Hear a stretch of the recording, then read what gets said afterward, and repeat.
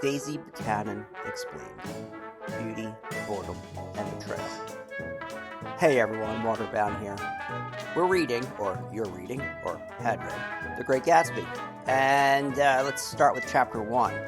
Of course, Nick talks about his ethos at the beginning to establish his credibility as a narrator.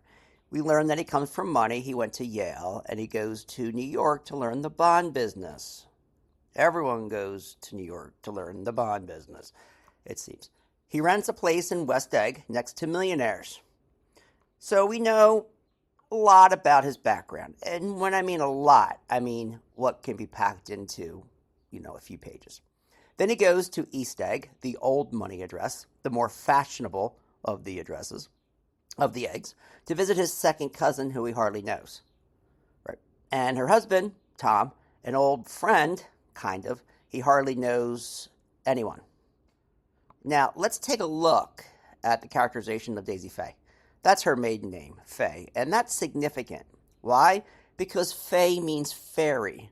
Fitzgerald gets this from his favorite poet of all time, and I know this because I've read a lot about Fitzgerald, the great English Romantic poet John Keats.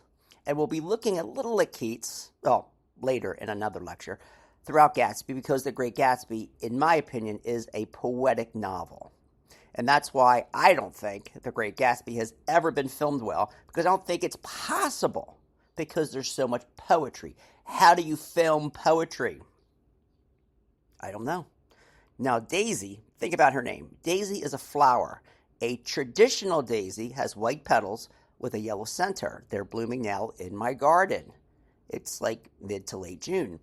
That will be significant in the novel. The white symbolizes purity, and Daisy is always in white, as we'll see here in chapter 1. But the yellow center, yellow in Gatsby is often corrupted, like overripe. It's artificial, like Gatsby's wealth, his car, the yellow Rolls Royce, dishonesty at the center of many of these characters. The Midas touch, gold. So Daisy seems pure on the outside, her white girlhood, but at her core, there's corruption. And Myrtle Wilson is also a flower, but I had that in another lecture. Let's get back to Daisy.